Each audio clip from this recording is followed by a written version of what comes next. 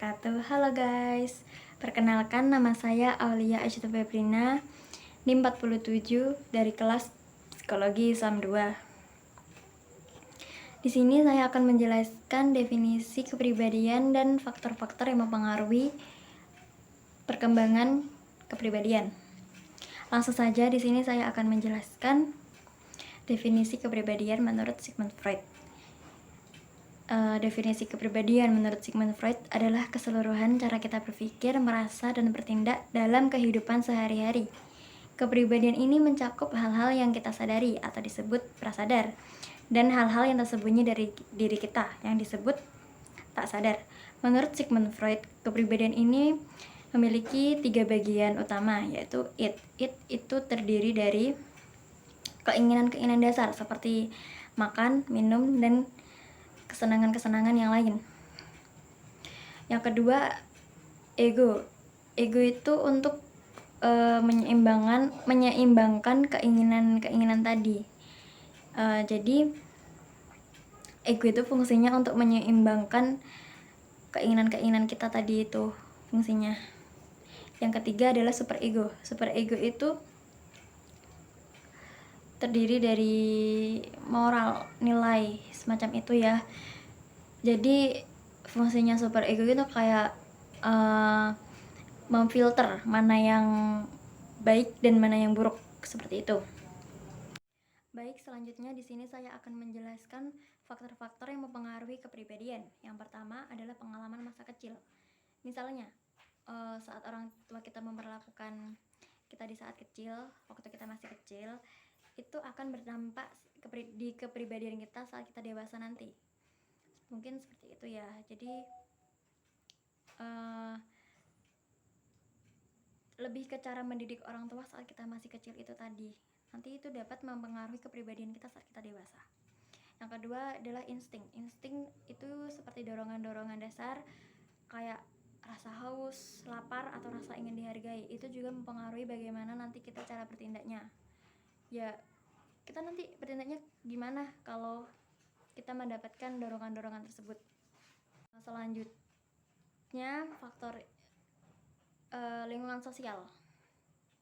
Jadi lingkungan sosial itu kayak interaksi dengan teman, keluarga, atau di masyarakat itu dapat membentuk cara kita berpikir dan bertindak.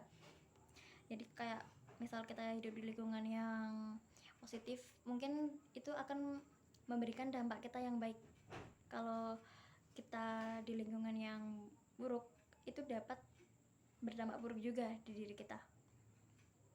Baik, yang terakhir mekanisme pertahanan. Mekanisme pertahanan ini adalah cara kita untuk melindungi diri dari rasa cemas. Misalnya, kita dapat menekan ingatan buruk atau yang disebut represi, atau bisa mencari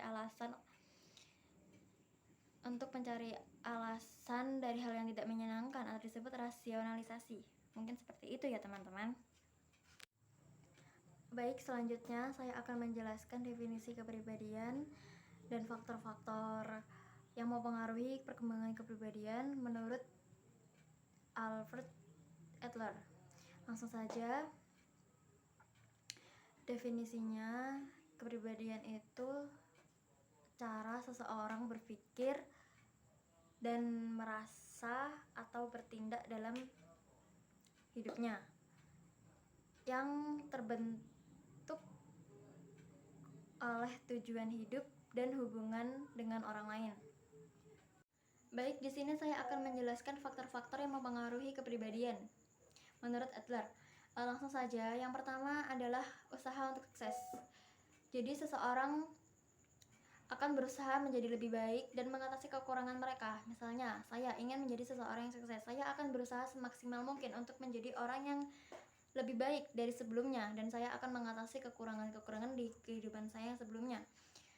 Bagaimanapun caranya, saya akan berusaha untuk menjadi lebih baik.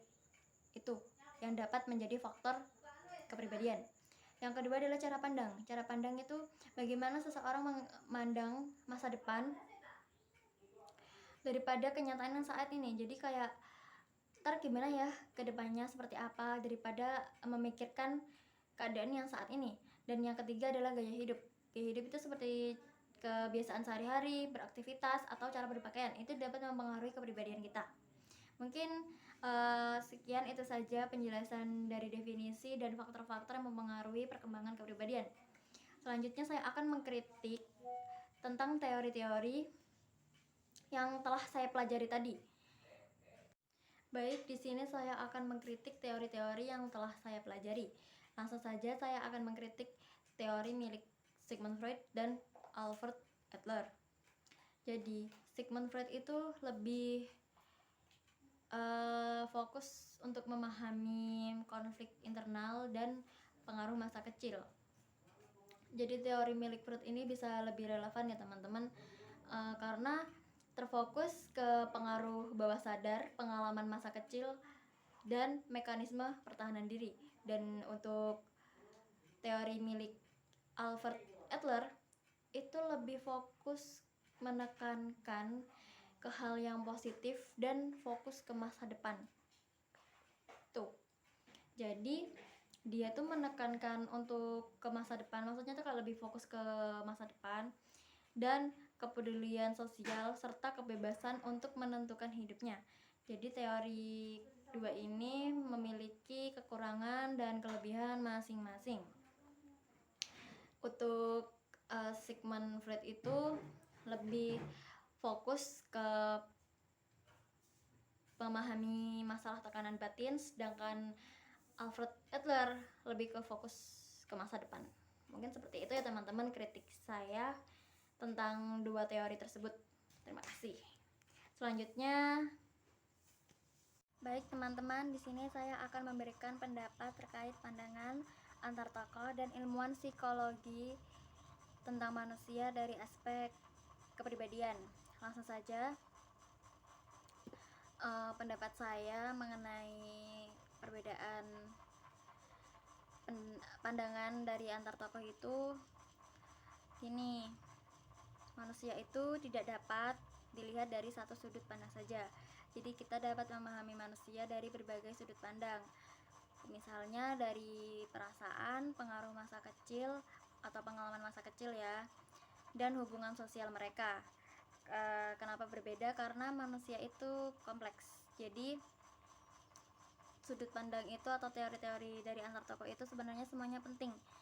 Jadi kita dapat mempelajari mereka dari berbagai sudut pandang itu tadi. Mungkin cukup itu saja. Sekian dari saya. Wassalamualaikum warahmatullahi wabarakatuh.